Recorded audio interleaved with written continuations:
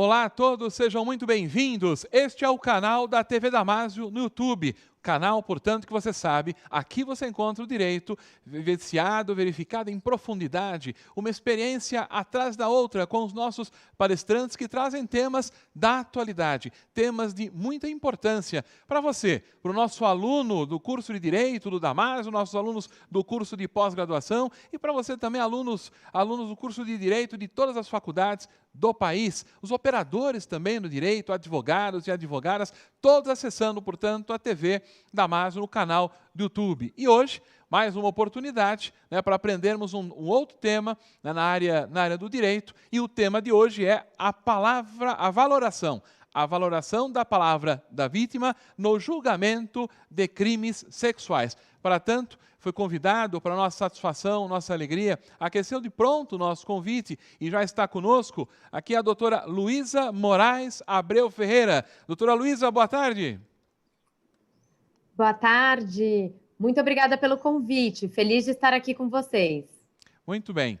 A doutora Luísa Moraes Abreu Ferreira é advogada, mestre em Direito pela Faculdade de Direito da Universidade de São Paulo, doutoranda em Direito pela Fundação Getúlio Vargas, a FGV de São Paulo, e autora do livro Penas Iguais para Crimes Iguais, estudo sobre a igualdade e proporcionalidade na aplicação da pena criminal, pela editora Tirante Brasil. É uma grande satisfação, uma grande alegria poder contar com a doutora Luísa Moraes Abreu Ferreira nesta oportunidade aqui na TV Damásio.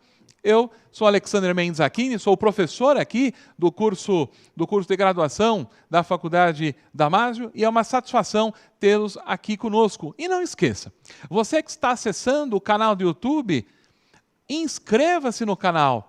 Clica lá também no sininho para você ser notificado, ser avisado de todos os vídeos, todas as aulas aqui da TV Damásio no canal. E também, lógico, gostando da aula, dá um like lá. Isso nos ajuda a propagarmos, portanto, este vídeo, a propagarmos esta aula muito mais. E agora, portanto, chegou o nosso momento com o tema, repetindo, a valoração da palavra da vítima no julgamento dos crimes sexuais. Passo de imediato a palavra à nossa expositora, a doutora Luísa Moraes Abreu Ferreira. Doutora Luísa, tem a palavra. Muito obrigada. Em primeiro lugar, queria agradecer à TV Damásio pelo convite, em nome do professor Zakimi, colega, amigo, e estou muito feliz de poder discutir esse tema aqui com vocês. Esse é o tema do meu doutorado, portanto, é um estudo em andamento. Eu vou mais aprender do que de verdade ensinar. É um tema que eu venho estudando e é um tema pulsante, né? A questão da valoração da prova. A gente tem ouvido muito falar sobre isso na mídia. Os casos de estupro, muitos casos de estupro acabam sendo veiculados na mídia, as pessoas querem saber, têm opiniões, quem é do direito, quem não é do direito, quem é estudante, já formado, tem opiniões muito fortes sobre o tema, e a gente discute bastante, mas a minha sensação é que a gente discute muito esses casos sem ter uma noção muito clara do que está acontecendo, então, na justiça, o que está acontecendo nesses crimes. Esse foi um pouco o meu desejo como pesquisadora, no doutorado, também tenho histórico na advocacia criminal, atuei em alguns casos de violência sexual, e agora, no doutorado, fiquei com esse interesse em tentar ver o máximo que a gente puder. A gente sempre, é difícil estudar esses crimes, são crimes que tramitam sob segredo de justiça, mas tentar ver o que acontece nesses crimes, como que a justiça lida com esses crimes. A gente ouve muito falar de um lado em impunidade desses crimes, em outro lado, muita gente dizendo que tem um problema, porque é difícil provar, não é difícil provar, que as mulheres não são bem tratadas, são maltratadas no judiciário. Então, a gente tem vários problemas, um leque grande de problemas envolvendo os crimes sexuais. E a primeira questão que eu queria colocar aqui nessa aula é a de que eu vou tratar de um problema muito específico em relação ao julgamento desses crimes. Então, a gente tem, eu vou aqui compartilhar a minha tela para tentar deixar um pouco mais claro o que eu vou discutir nessa aula específica. Então, tá aqui na tela, né? Tô vendo que tá tudo bem. Então, vamos lá. Sobre o que a gente está falando quando a gente está falando da valoração da prova no julgamento dos crimes sexuais? Sempre que eu quero dizer o que eu vou fazer, tem um jeito muito bom e muitas vezes mais claro, que é dizer o que eu não vou fazer. Então, o que eu não vou fazer? Primeiro eu vou explicar o que está aqui nessa tela, né? Então, nessa tela, para quem não sabe, esse é uma foto que foi muito divulgada, da Mariana Ferrer e do réu, no caso dela. E eu estou colocando aqui primeiro porque essa foto já foi muito divulgada, tem uma questão muito séria em relação à privacidade das vítimas, vou discutir sobre isso mais para frente, mas estou colocando essa foto aqui porque quando a gente olha um caso como esse, tem muitas questões que estão envolvidas nesse caso. Então, a gente tem, em primeiro lugar, aquela audiência que ficou muito famosa, que foi divulgada, e aí, graças ao fato de ter sido gravada, poderia não ter sido gravada, a gente não saberia o que aconteceu, a gente viu ali ela sendo humilhada pelo advogado de defesa, em plena audiência. Essa questão diz respeito ao tratamento da vítima em casos de crimes sexuais. É muito sério, é necessário que haja um acompanhamento específico para essas vítimas. Muitas vezes são revitimizadas quando decidem denunciar os casos de abuso e crimes sexuais. As perguntas que são feitas, a forma como são feitas as perguntas, nesse caso específico, ela claramente estava sendo humilhada pelo advogado de defesa, que disse coisas como meu filho, você não merece, ninguém, espero que isso não aconteça com ninguém, sair com ela, mostrando foto dela antiga, uma forma de tratamento muito dura de humilhação. Esse é o tratamento das vítimas, e tem questões específicas, tanto na teoria feminista, no feminismo, mas também tem muitas juízas e juízes tentando fazer com que esse ambiente fique um pouco menos duro para as vítimas de abuso sexual, também, isso também se aplica à violência doméstica. Mas não é esse o meu tema aqui. Tem outra questão importante que diz respeito a como se dá a palavra da vítima, como ela é valorada na delegacia de polícia, ou seja, aquela mulher que sofre uma violência sexual, decide denunciar esse crime, ela vai, em primeiro lugar, para a delegacia de polícia, vai fazer um boletim de ocorrência. Ali, muita coisa pode acontecer. Muitas vezes é ali que ocorre uma tipificação provisória, é claro, do crime, mas uma tipificação. É importunação, foi estupro, é estupro de vulnerável ou não, e tem toda uma literatura também sobre como se dá essa primeira notificação, sobre como as delegacias deveriam estar preparadas. A gente tem delegacias da mulher, que tem um treinamento específico para isso, e a gente tem muitos problemas também. Então, essa é outra questão, mas também não é o tema dessa aula. Tem outra questão que surge muito também, que são os estereótipos de gênero no sistema de justiça como um todo, tanto no momento que a mulher decide fazer a denúncia, quando na decisão sobre se vai haver um processo ou não, e durante o julgamento desses crimes. O que são estereótipos de gênero? São as situações em que o sistema de justiça impõe à mulher determinado comportamento para que ela seja, para que a sua versão seja creditada. Então, por exemplo, a mulher honesta, ou a mulher tem que ser isso, ou a mulher que tem o papel sempre de ficar em casa e cuidar dos filhos. São estereótipos do que deveria ser uma mulher, do que deveria ser um homem, e isso está muito imbricado no tratamento dos crimes sexuais no sistema de justiça. Tem também uma vasta literatura sobre isso. Isso aparece nos casos em que eu estudei. Isso é forte no sistema de justiça, especialmente no sistema de justiça como o nosso, que é dominado por homens. Eu vou contar aqui uma pesquisa que eu estou fazendo no Tribunal de Justiça de São Paulo, e o Tribunal de Justiça de São Paulo é tomado por homens, a grande maioria dos desembargadores são homens. Os casos que eu estudei 135 apelações criminais, muitas foram julgadas por 3 homens, que é a turma criminal, e a turma julgadora tinha 3 homens, e os que não tinham 3 homens eram 2 homens e uma mulher. Então, grande maioria de homens, citando homens, a doutrina é muito masculina, isso aparece muito também. E sobre o que eu vou falar aqui? Sobre uma questão muito específica no julgamento desses crimes, que diz respeito ao standard probatório nos processos criminais. Ou seja, eu estou falando aqui de casos que superaram inúmeras barreiras até que se tornaram processos com sentenças e com apelações.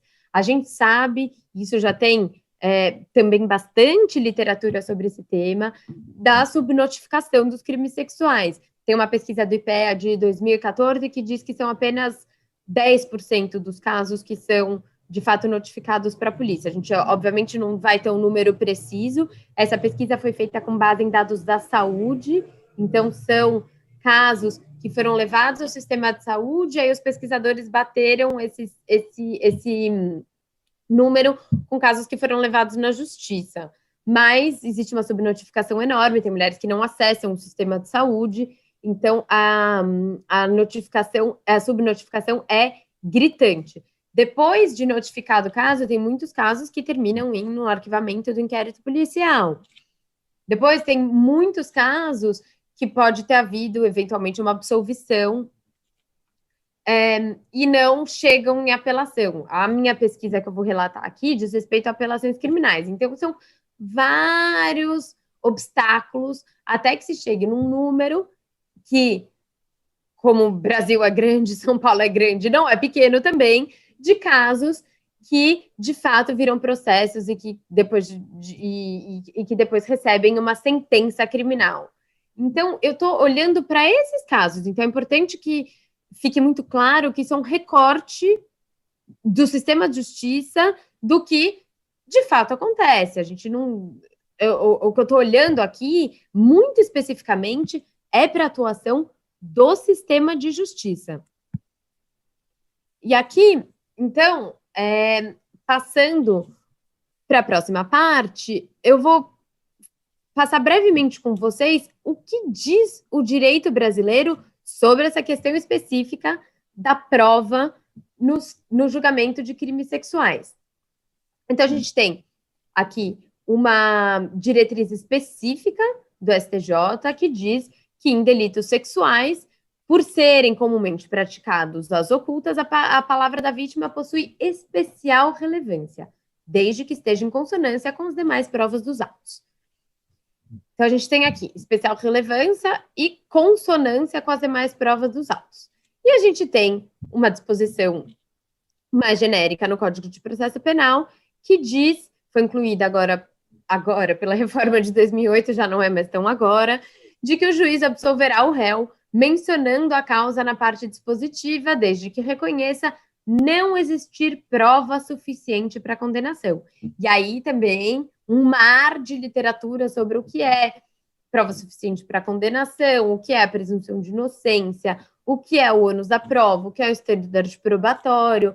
Então, a gente tem ali regras que são, e isso não é uma crítica a essas regras, mas que são muito abertas em relação ao que se pode ter em termos de prova, o que deveria levar a uma absolvição e ao que poderia levar a uma condenação. O que é especial relevância? O que é consonância com as demais provas dos autos? Então, vou dar um exemplo. Eu tenho uma vítima, ela conta o fato para uma amiga, uma mãe, essas duas pessoas depõem. Isso está em consonância. Isso é suficiente para condenação? Não é? Se está dando especial relevância ou não? O que pode refutar a palavra da vítima? são todas questões que estão em aberto, estão em disputa no direito, e você vai ter muitas opiniões sobre como que isso deve ser feito e sobre como isso deve ser decidido.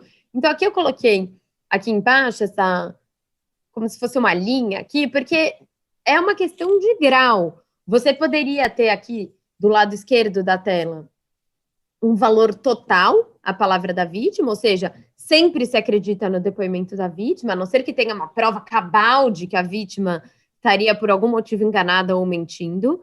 E você tem do lado aqui direito algo como só se acredita na palavra da vítima se houver ao menos 3 testemunhas.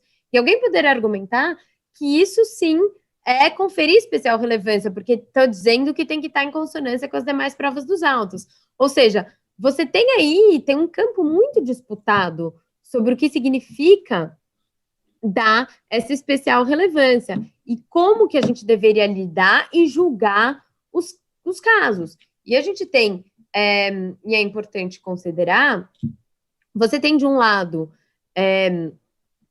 o feminismo, as teorias feministas, um campo progressista dizendo, olha, é muito difícil para uma mulher denunciar um crime sexual. Quando ela chega lá e é desacreditada, ela é revitimizada de novo. É difícil. Esses crimes são difíceis de ser provados. Eles são, em geral, crimes que ocorrem em 4 paredes. Se a gente não acreditar na vítima, a gente vai ter ali um grupo enorme de casos que a gente vai chamar de falsos negativos, ou seja, de casos que não chegam a uma condenação porque não teve prova suficiente. Aí se aplicou a ideia da presunção de inocência e um monte de gente não vai ser condenada mesmo que o crime tenha de fato ocorrido. E você tem, do outro lado, um grupo que vai dizer, olha, tudo bem, mas se a gente acredita sempre, dá total valor à palavra da vítima em todas as circunstâncias, você vai ter, nesse caso, falsos positivos, ou seja, pessoas inocentes condenadas indo para a prisão por crimes que não cometeram.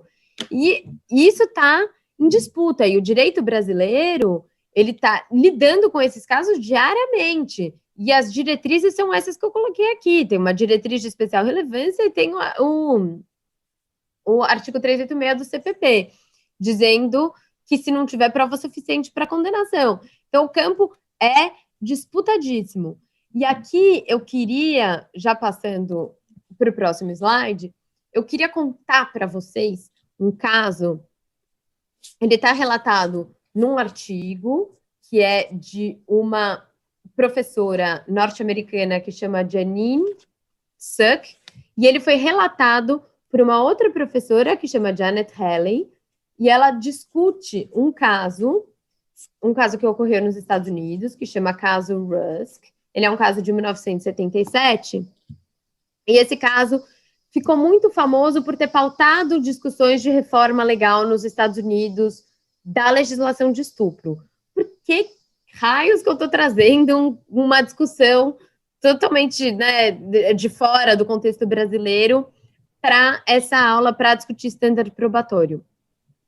Porque, ao discutir esse caso, a professora Janet Halley, ela fez um quadro que eu, né, praticamente copiei aqui em português, coloquei aqui a fonte, um quadro muito interessante para a gente pensar, e aí independe de regulação e do contexto e da legislação anti-estupro e dos crimes sexuais, ela traz um quadro muito interessante sobre tipos ideais desse caso. Eu vou contar o caso para vocês e discutir os tipos ideais, para a gente pensar na regulação do standard probatório, para a gente saber que quando a gente está clamando que se tem que acreditar sempre na vítima, ou quando a gente está clamando que a gente precisa de um monte de testemunha para acreditar na versão da vítima, a gente está definindo ali dentro da nossa régua de gradação onde que a gente quer colocar essa régua.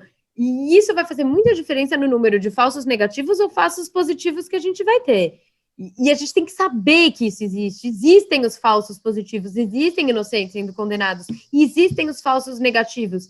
Existem os casos daquelas pessoas que cometeram estupro e a vítima não vai conseguir provar.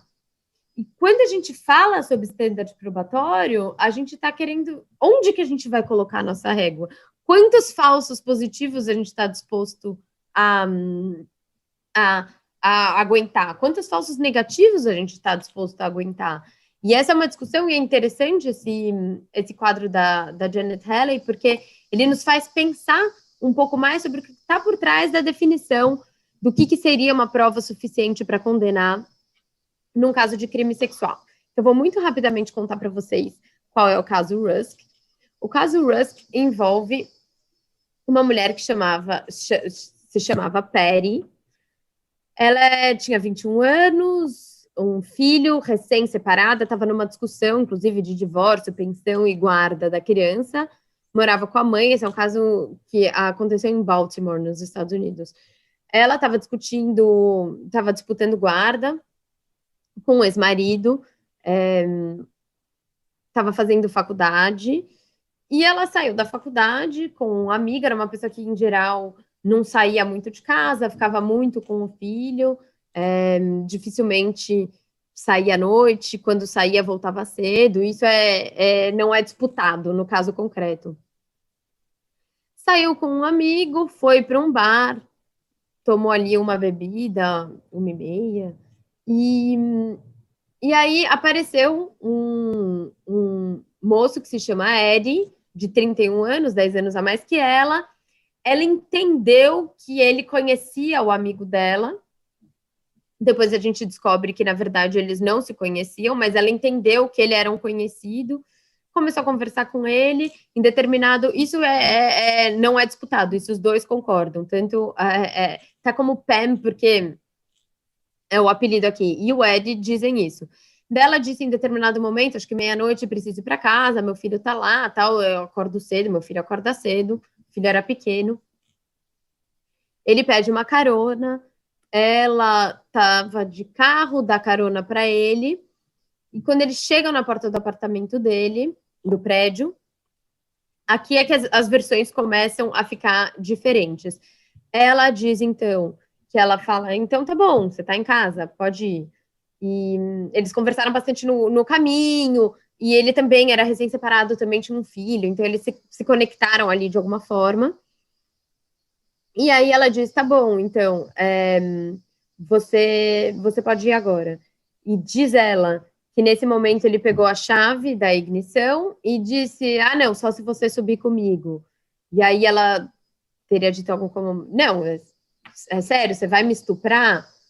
E ele diz, dá um sorriso, não fala nada, mas ela se sentiu muito ameaçada por conta disso, sentiu algo no olhar dele de que ela não poderia dizer não a partir desse momento. Ele insistiu, e ela dizia não, mas em determinado momento ela tinha acabado cedendo, foi sem uso de força, isso também não é disputado, e ela subiu no apartamento com ele, chegou lá, ela teria dito, pronto, eu subi, agora posso ir embora?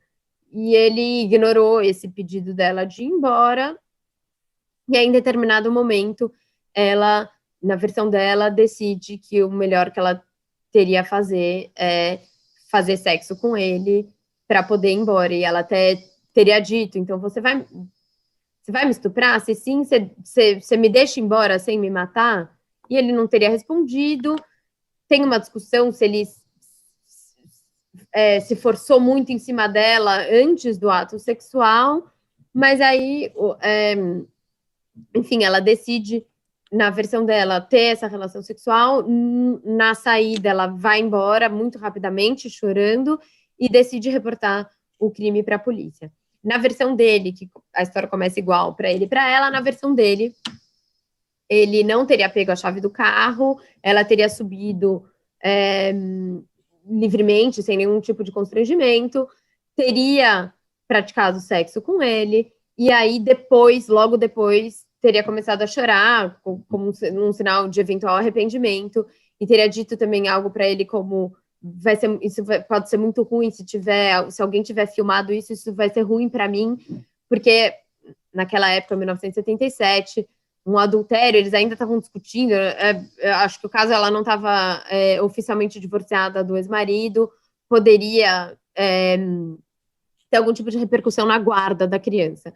E aí ela teria reportado o crime, foi feito um exame nela, um exame de corpo de delito, e não tem sinal de violência, tinha sêmen dele, de fato a relação tinha ocorrido, mas sem sinal de violência, o que coadiz com as duas versões, tanto a dele quanto a dela, porque ela diz que praticou sexo, que teve relação sexual, porque sem violência, mas porque ela se sentiu gravemente ameaçada por ele. E aí, o que faz a Janet Halley? Ela mostra aqui 5 tipos ideais de mulheres e homens, e que um tipo da mulher corresponde a um tipo do homem, do que a gente poderia, numa linha também de gradação, pensar, do que as pessoas poderiam pensar, tanto nesse caso específico, como para outros casos de crimes sexuais. Então, você tem aqui, na minha primeira coluna da esquerda, você pode imaginar que ela, então, é uma mulher que interpretou racionalmente o que foi, de fato, uma ameaça, e ela racionalmente permitiu que ele estuprasse. E a esse tipo ideal de uma mulher que foi estuprada, que sofreu uma violência sexual, você tem correspondente um homem, que seria um homem que é aquele que sai de casa e diz: eu vou estuprar alguém. Ele faz isso, gosta disso, isso é totalmente intencional. Eu acho que isso existe, tá? Não estou refutando que existiria isso, mas só não sei se são todos os casos. Você tem ali, no tipo ideal 2, a ideia de que ela é uma garota católica, ingênua, e que ela interpretou a fala dele, a ameaça, de uma forma um pouco exagerada, porque ela é assim, e a esse tipo corresponderia um tipo ideal de homem, que nesse caso era o caso concreto, que é um trabalhador de classe média baixa, ela é de classe média alta, ele era de classe média baixa, um homem negligente, vai, em relação à falta de consentimento. Ele não liga, consentiu ou não consentiu, então não é o cara que sai querendo estuprar, mas ele é um cara que consentiu ou não consentiu, não tô ligando muito. E aí você tem um tipo ideal 3, que seria, ela é uma pessoa que faz projeções fantasiosas, né? Ela projetou que ele ia matar e não tinha nenhum sinal disso, não teve violência. E a esse tipo corresponderia a ideia de que ele seria, então, um trabalhador de classe média que está acostumado com outro tipo de resistência, então não percebeu muito bem os sinais. Então não é que ele é totalmente negligente, ele não liga se ela consentiu ou não, ele não percebeu que ela não estava consentindo. Aí você teria o tipo ideal 4, que é aquela mulher que é ambivalente entre o desejo e a fuga, quer e não quer, confusa, teve remorso em relação à relação sexual, se sente culpada porque ela venta, e tem toda uma história que não cabe para explicar nessa aula, mas o artigo é super interessante, mas uma mulher com histórico católico e então muito ambivalente sobre o que ela queria e depois percebeu que ela de fato não queria. E a isso corresponderia um trabalhador, então, de classe média, que, na verdade, não é que ele não percebeu os sinais, ele entendeu o que ela fez como um sinal de consentimento. E você tem, por final, um tipo ideal 5, que seria, não, a mulher é totalmente mentirosa, queria o sexo, foi totalmente consentido, e depois acusou falsamente o homem para não perder a guarda da criança. E a essa mulher corresponderia um tipo ideal de homem que é o totalmente inocente, né? Aquele que não foi totalmente consentido e tudo isso, toda a imputação foi uma mentira. Por que eu estou explicando isso aqui? Porque a gente não tem só o 1 e o 5, a gente não tem só o homem que sai para a rua querendo necessariamente e sempre estuprar mulheres, e o totalmente inocente e as mulheres mentirosas. Você tem ali um leque, e as combinações podem ser várias, você tem um leque de diversos, especialmente quando a gente trata do estupro entre conhecidos, de tipos de vítimas e de acusados diferentes. E a lei anti-estupro, o crime anti-estupro também, e aí então adicionando uma camada de complexidade a essa questão, também tem que lidar com tudo isso. Então, como que a gente faz prova de pontos e questões que são tão subjetivas? Esse caso ficou muito famoso nos Estados Unidos, porque antes a legislação era muito clara de que tinha que haver algum tipo de violência. Esse caso não teve violência. Então foi muito discutido, mas calma, mas tem uma grave ameaça, tirou a chave, ela ficou com medo. Como que a gente prova esse medo? Esse medo é racional, é um medo irracional? Então ele é muito discutido até hoje nas universidades americanas para a gente tentar lidar com a ideia de como a gente define o que é consentimento, o que é a ocorrência de um crime sexual, o que é a grave ameaça, qualquer tipo de ameaça, qualquer ato de cunho sexual que seja realizado porque a mulher imagina uma ameaça e isso é suficiente para condenar. Então, isso tudo é para dizer que existe uma camada de complexidade aqui maior. E também esse tipo de caso é muito discutido porque você vai ter dois lados, né? Então tem gente que vai dizer, não, mas a mulher saiu para o bar, foi para o bar, estava querendo o quê? A gente ouve muito isso. Foi como se a mulher não pudesse desistir do consentimento no meio do caminho. E daí você vai também ter o outro lado, que é gente dizendo, bom, a qualquer momento ele tinha que ter percebido o não consentimento, que ela não estava gostando, não estava querendo. Mas como que se avalia se o homem percebeu ou não percebeu? A gente tem que levar em conta o contexto dessa pessoa. Então, um homem mais feminista, ele vai perceber o consentimento de forma diferente, ele vai perguntar várias vezes se aquele ato é consentido ou não. Então, e aí a gente tem também um viés de classe importante, como a gente tem um viés de classe no julgamento, e viés de raça também no julgamento desses crimes nos tribunais. Então, tudo isso está em jogo quando a gente discute os crimes sexuais. É por isso que eu quis trazer essa tabela aqui. Quando a gente está discutindo que tipo de prova que a gente aceita, o que é suficiente para condenar, o que é dar especial relevância para a palavra da vítima, no fundo, a gente está dando conta de tudo isso. E aí, agora, voltando muito mais para a nossa realidade aqui brasileira, pensando em tudo isso, eu decidi pesquisar no Tribunal de Justiça de São Paulo o que está sendo considerado suficiente para condenar em casos de violência sexual. Várias dificuldades para fazer uma pesquisa desse tipo no Tribunal de Justiça. Primeiro, esses casos todos tramitam sob segredo de justiça. Como que eu consigo ter acesso aos casos? Via apelação criminal, porque se você coloca ali na pesquisa de jurisprudência do TJ, por estupro de vulnerável e etc., os acórdãos vêm, a gente não consegue acessar o inteiro teor dos casos, você não consegue ver o caso do começo ao fim, você não tem acesso aos depoimentos, mas tem acesso aos acórdãos. Tem várias limitações para esse tipo de pesquisa. A primeira é de que a gente não sabe se tudo que foi julgado está efetivamente na base de dados do Tribunal de Justiça.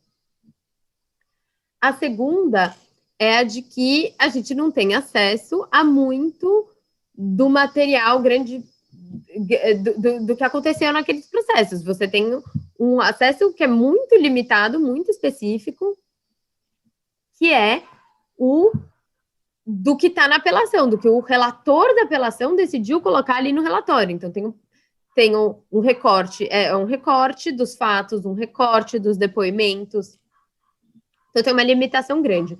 A ideia aqui foi mesmo fazer um voo alto sobre esses crimes. Essa não é a minha pesquisa do doutorado, essa foi uma pesquisa que está em andamento agora, mas ela tem me ajudado a pensar nessas questões e por isso que eu resolvi trazê-la aqui.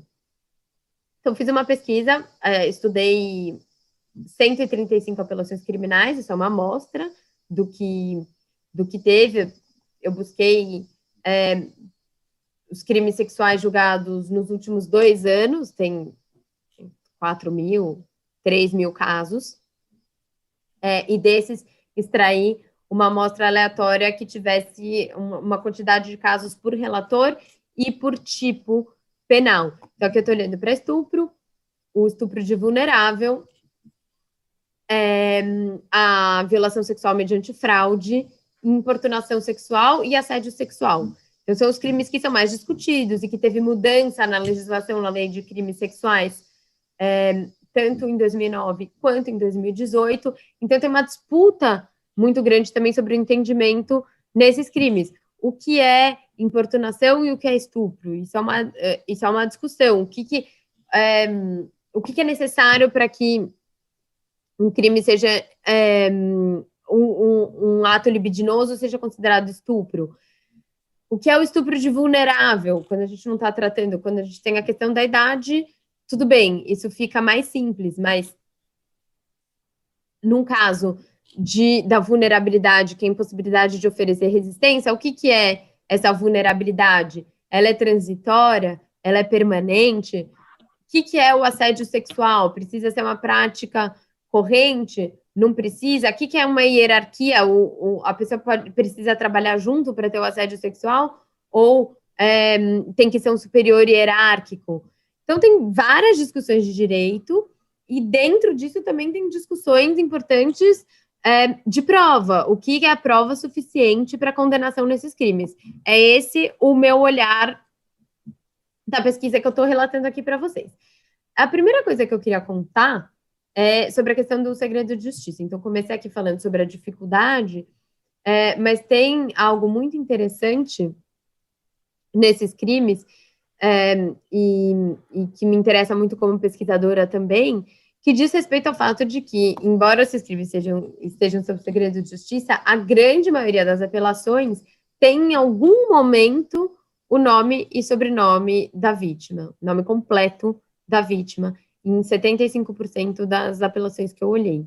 Então, tem uma grave violação da intimidade das vítimas nesses casos, porque você, embora só tenha as iniciais das vítimas ali no primeiro, na primeira página da apelação, em algum momento, ou no relatório, ou na hora que se está mencionando o depoimento da vítima, você tem ali nome e sobrenome das vítimas.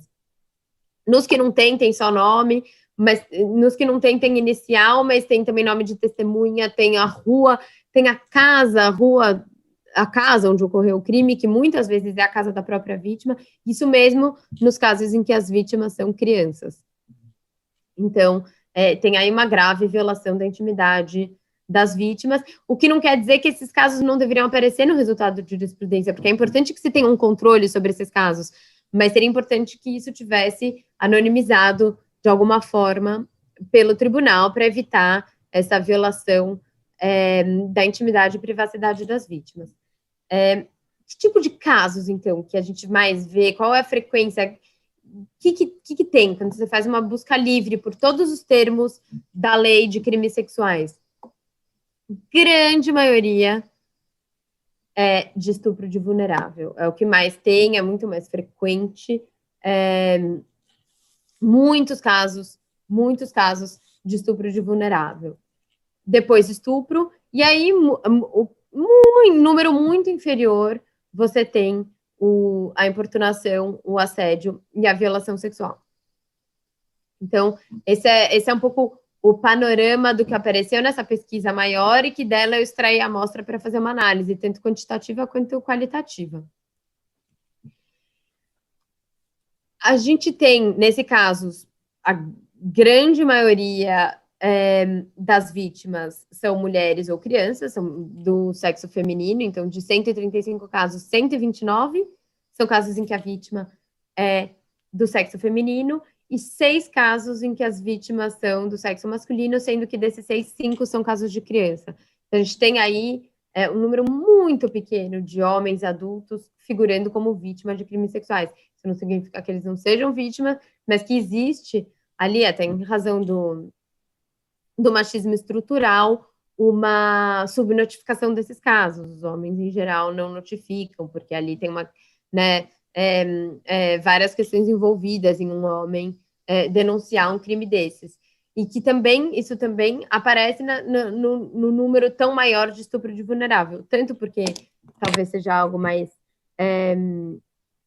fácil de ser praticado, um crime contra uma criança, além do fato de que, nos casos em que se descobre um crime contra a criança, existe uma propensão muito maior em denunciar do que mulheres adultas que podem tomar uma decisão de não denunciar porque não querem passar por isso, porque não querem passar pelo que a Mariana Ferrer passou, ou seja, são muitos mais casos de estupro de vulnerável. E aí, quem são esses acusados? Nos 135, nas 135 apelações que eu olhei, todos são acusados homens. Tem um caso em que é um homem e uma mulher, mas a mulher é acusada como cúmplice, ou seja, sabia que aquilo acontecia na casa dela e não fez nada a respeito. Então, grande maioria de homens também. Aqui saiu a apresentação, deixa eu voltar. Pronto. Quem são essas pessoas? Qual tipo de relação que elas têm nos casos, de novo, nesse recorte de casos que são os casos que chegam no tribunal? Grande maioria conhecidos da vítima, então, de todos esses casos, 98 já, vítima e acusados já se conheciam. 55 deles um conhecido, então vizinho, professor, pai da amiga, mas sem uma relação familiar, e 43 com relação familiar, que mais aparecia padrasto, mas tem também pai e avô, marido da avó, namorado da tia, isso aparece muito. E em apenas 37 desses casos, são casos de desconhecidos, ou seja, aquele caso que é o estupro que muita gente tem essa ideia, né? O estupro é aquele estupro da mulher andando na rua e um homem passa, estupra a mulher e deixa ela ali na rua. Na verdade, a minoria dos casos que estão sendo julgados no Tribunal de Justiça de São Paulo. É claro que é uma amostra, um recorte, tem várias dificuldades de generalizar esses dados, é uma pesquisa bem exploratória. Mas já parece que a grande maioria desses casos são casos de conhecidos, gente que se conhece, é vizinho, amigo, e muitos da mesma família. E aí, seguindo, qual que é a maior controvérsia que existe nesses casos é se os atos ocorreram. Então, não tem tanta controvérsia sobre quem é a pessoa que cometeu o crime, quem é o estuprador. Isso foi controverso em, aqui, 6 casos apenas, que é caso, esse estupro da rua, e que o acusado foge, e aí tem uma discussão, é ele ou não é, aí foi pego alguém, tem uma discussão de reconhecimento, a vítima reconhece, o acusado diz que não foi ele. Esse é né, a minoria, são 6 casos. A grande maioria, e até porque são pessoas conhecidas, a discussão é se ocorreu ou se não ocorreu. A vítima está dizendo, sim, teve a prática do ato libidinoso, o acusado ou conjunção carnal, e o acusado está dizendo, não, isso não aconteceu, eu conheço, etc., mas isso não aconteceu. Nesses casos todos de denúncia de algum membro da família, é essa a grande discussão. Em 15 casos, a discussão é se foi consensual ou não, ou seja, o acusado diz, realmente houve a prática do ato, mas foi consensual. Mas a grande maioria não é essa, é se aconteceu e se tiver acontecido, qual a classificação jurídica. Então, o réu, em geral, pedindo para desclassificar para um estupro para importunação, um estupro de vulnerável para estupro. E aí, eu chego à questão que está mais discutida nessa aula. E o que aconteceu nesses crimes? Então, tem um panorama geral sobre o que era, o que apareceu na pesquisa e o que são esses crimes. Então, desses 135, 109 resultaram em condenações e 24 em absolvições. E das condenações, 74 dessas 74 casos, o acusado, foi determinado que o acusado fosse para prisão, né, efetivamente. Então, aqui eu contabilizei tanto o regime fechado como semiaberto. E os demais casos, aberto ou uma substituição por restritiva de direito. Então, a gente vê que nos resultados, olhando só o que aconteceu com esses crimes, você tem aí um número grande, a gente sabe, de condenações e condenações apenas altas. O que isso diz sobre qual foi a prova utilizada para condenar? Diz pouco. Ter muitas condenações, a gente não consegue saber se enfim, com muita prova, com pouca prova, é porque teve muito caso mesmo, se não teve caso. O meu objetivo não foi também olhar e decidir se o caso aconteceu ou não aconteceu, se aconteceu de acordo com o que diz a vítima ou não, até porque isso é uma questão que ficou no passado e que eu não posso acessar olhando a apelação criminal. Qual que foi a minha ideia? Olhar que tipo de prova que foi mencionada tanto pelo juiz e depois reproduzida pelo desembargador para condenar ou para reformar uma absolvição e transformá-la numa condenação.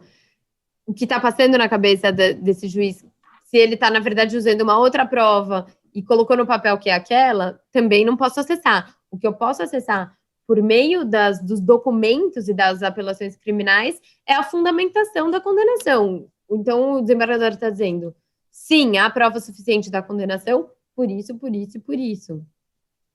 Então, fui olhar esses casos e tentar ver o que se considerava, em geral, para condenar alguém por um desses crimes. Lembrando, olhei para estupro de vulnerável, o estupro clássico de não vulnerável, assédio sexual, importunação sexual e violação sexual mediante fraude.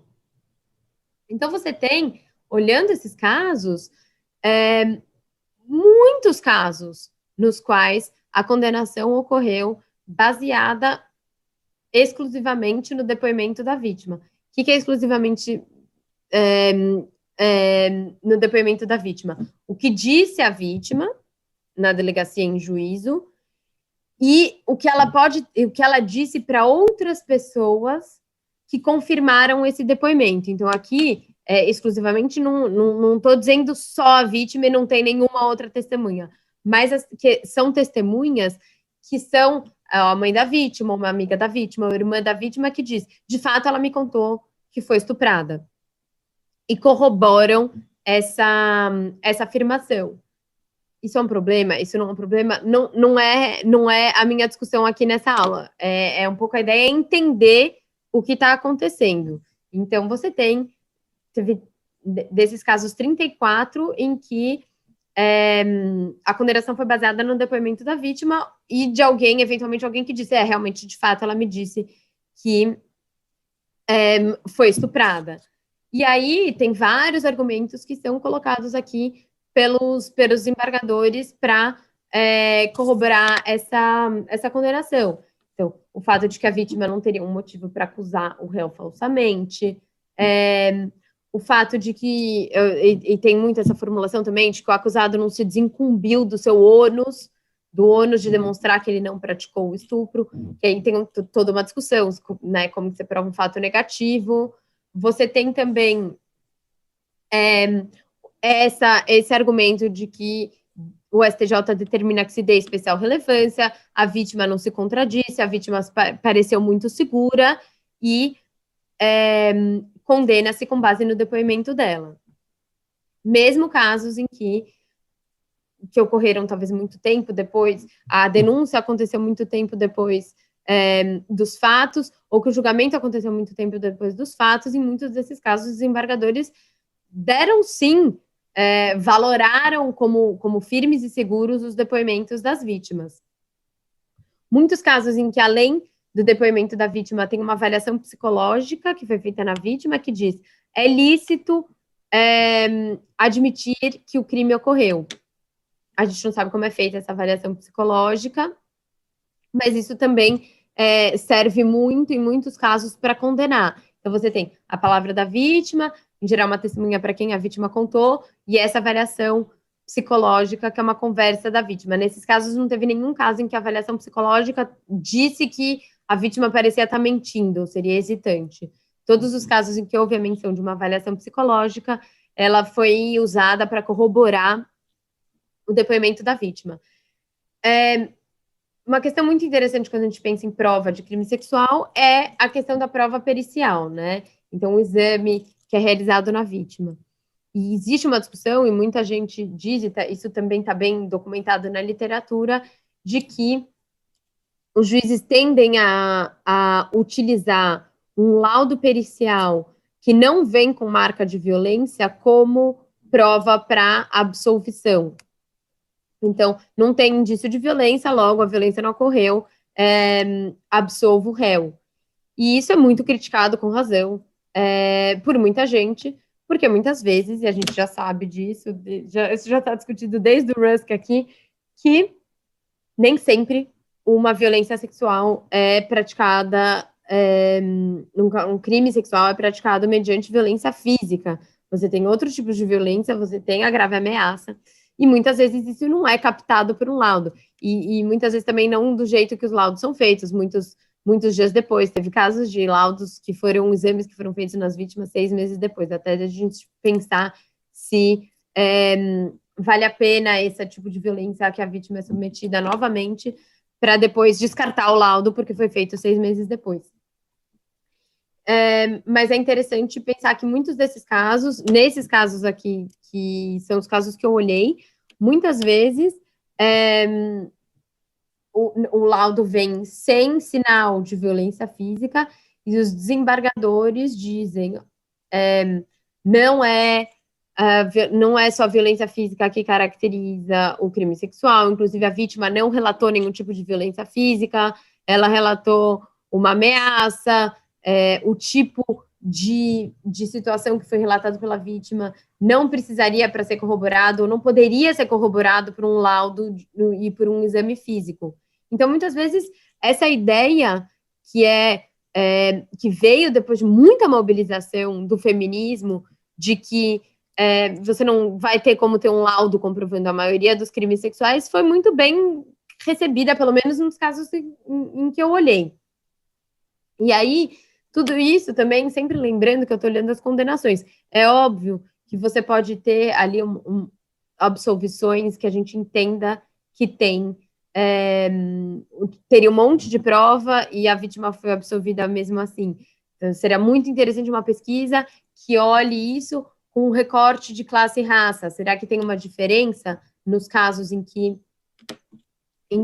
o réu é rico, tem um excelente advogado? Nesses casos é mais fácil ele ser absolvido, mesmo com um monte de prova para condenar?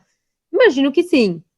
Tem pouca pesquisa sobre isso. O que a gente tem de pesquisa, tem uma pesquisa muito famosa da professora Silvia Pimentel, deixa eu ver a data certinha aqui, eu tinha anotado, 1991, se eu não me engano, em que ela mostra essa questão da mulher honesta, do julgamento, ou seja, que os desembargadores só acreditam na mulher quando ela é considerada essa mulher honesta, revitimização, elas fazem esse diagnóstico de grande impunidade nesses crimes. Elas olharam também para vários casos, tanto de primeira instância quanto em segunda instância. Mas o que eu vejo agora, pelo menos um indício de que tem ali uma mudança de mentalidade. Isso significa que acabou o machismo no Tribunal de Justiça? Não. Isso significa que os casos agora estão todos sendo julgados corretamente? Não. Mas existem, sim, vários casos em que se dá essa especial relevância à palavra da vítima. E aqui eu não estou fazendo também, de novo, é importante fazer um juízo de valor. Será que a gente tem que ser total, não tem que ser total? Acho que isso é um grande problema, é uma grande dificuldade no caso de crimes sexuais, e que é difícil alguém resolver sozinha. Não sou eu quem vai resolver esse problema dos falsos positivos, dos falsos negativos, dos problemas também que são advindos da própria criminalização ou confiança excessiva na punição, como se uma pena de prisão nesses casos resolveria o problema, quando na verdade isso é um problema de fundo, existe um machismo estrutural, existe o problema da subnotificação. Então, várias questões para serem pensadas aqui, mas o que eu queria, em princípio, vou tirar o meu compartilhamento de tela, Mas o que eu queria conversar aqui com vocês são as questões que estão envolvidas nessa discussão de standard probatório. Não é simples, não adianta dizer, ou pelo menos eu não acredito que adiante dizer que sempre a vítima sempre tem que se dar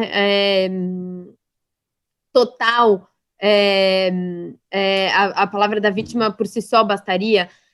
E nem dizer só que a palavra da vítima se corroborada por outras provas. Que provas? A testemunha, que é a irmã que ouviu da vítima, vale? A gente precisa também da irmã, do laudo psicológico, e daí com o laudo psicológico fica suficiente ou não? A gente precisa da irmã, do laudo psicológico, do exame de corpo e delito, atestando uma violência, e além de tudo, alguém que tenha pego o acusado falando que de fato cometeu uma violência? Evidente que não. Então, mas como que a gente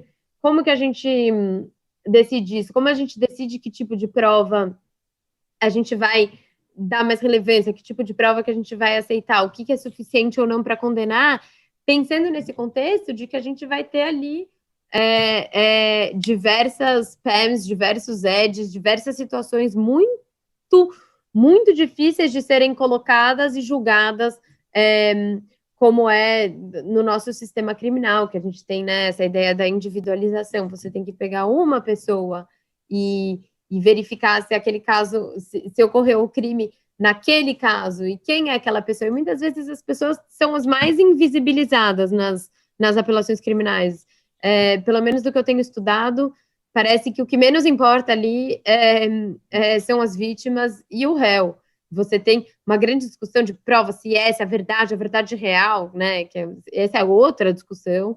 O que é verdade real? Existe uma verdade real? Mas a vítima está ali. Então, às vezes, você está mandando o acusado para a prisão. Ele morava com a vítima. Teve um caso, por exemplo, que eu vi, que era do tio da vítima. Aí ele dorme no mesmo quarto que a vítima. Ele mora junto, ele tem uma deficiência mental. Ele vai ser preso e não tem nenhuma determinação, depois que ele for solto, para onde ele vai? Ele volta a morar com a vítima? Ou não? Indenização da vítima nem se fala, não teve nenhum caso em que a sentença já atribuiu um valor mínimo de indenização. Multa destinada para a vítima? Também em nenhum caso. Você poderia... a multa não, mas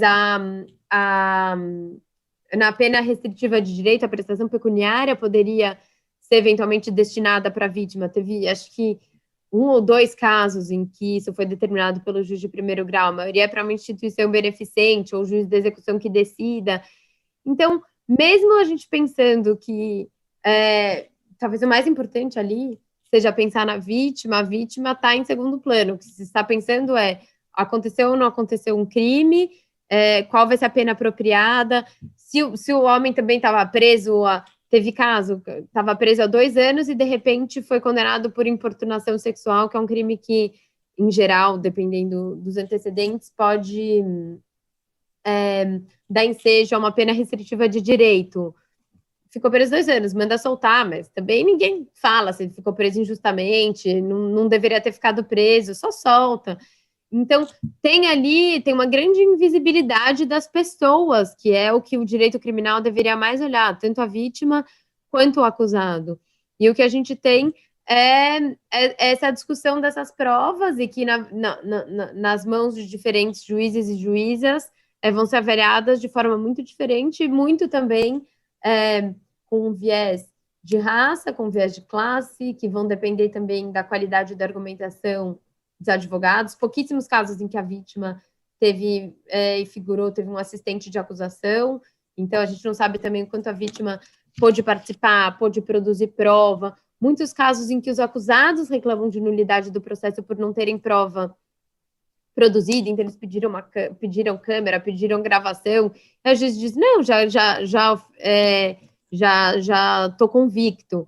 Então tem muitas questões que surgem quando a gente está discutindo prova e valoração da palavra da vítima. Esse foi só um primeiro pontapé para instigá-las a estudar um pouco mais esses crimes. Acho que faltam pesquisas empíricas sobre isso, e falta também teoria para a gente lidar com esse assunto que é tão falado, mas ainda pouco estudado.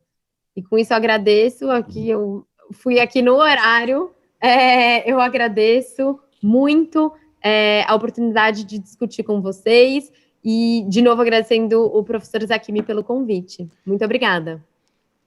Imagina, a professora Luísa Moraes Abreu Ferreira, muito obrigado. Nós é que agradecemos pela oportunidade, pela gentileza com que aqueceu o nosso convite desde quando mandei mensagem fazendo o convite, de pronto já me respondeu, já aceitou, portanto, o convite. Isso para nós aqui é motivo de muita alegria. Muito obrigado. Eu tenho certeza que esse tema, a valoração da palavra da vítima no julgamento de crimes sexuais, ainda tem que ter muita pesquisa, tem que ter muito andamento. Eu acho que isso acaba sendo muito importante e a professora hoje pôde, na verdade, como falou, deu um pontapé, na verdade, inicial para instigar aqueles que estão nos assistindo, os nossos alunos de graduação, de pós-graduação, alunos, portanto, de curso de Direito de outras faculdades no país, advogado, advogada. Eu acho que trouxe um conhecimento muito importante, trouxe aqui pesquisa, trouxe jurisprudência. Eu acho que é muito bacana o estudo desse tema, que é um tema de sua importância, um tema atualíssimo, e nós somos aqui muito agradecidos à participação da professora. Vou passar rapidamente para suas considerações finais, em seguida já faço o encerramento.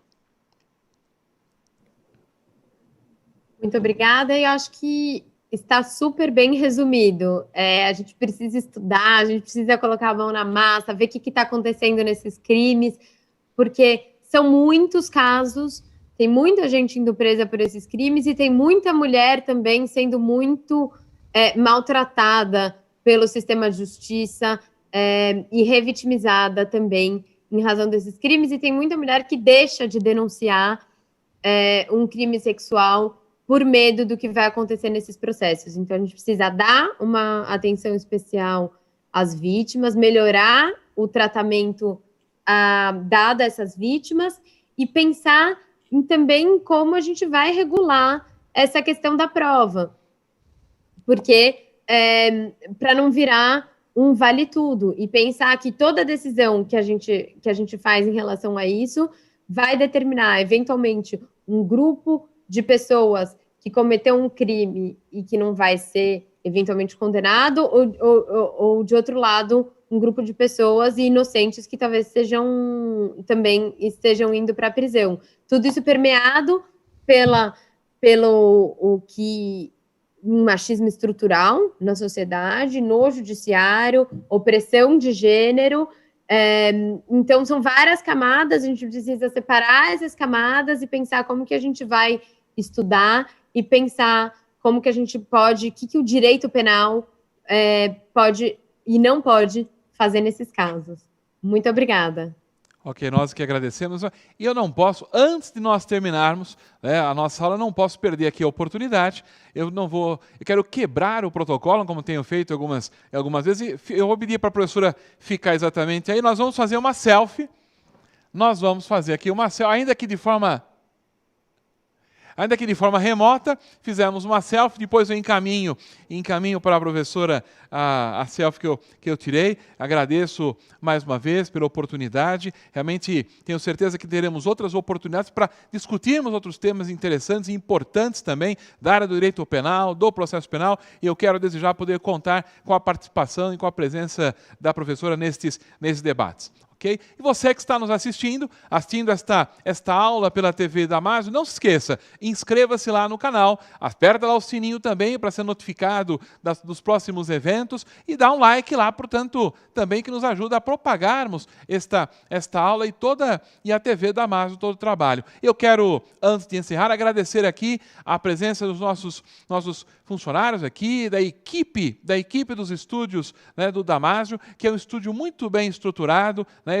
Quero agradecer porque é importante, se você está recebendo uma boa imagem, um bom som, está recebendo, portanto, toda esta gravação em razão do trabalho desta equipe, que não mede esforços para levar até você um serviço, portanto, da melhor qualidade. Então, os meus cumprimentos aqui a todos que estão na equipe dos estúdios Damásio. Agora, no momento de pandemia, no momento que nós estamos vivendo, lógico, nós temos todo o distanciamento social, na medida sempre do possível. Nós temos aqui uma equipe reduzida para evitar qualquer aglomeração, né? Isso nós temos guardado aqui exatamente, né, todas as medidas sanitárias, respeitado aí todas as medidas sanitárias.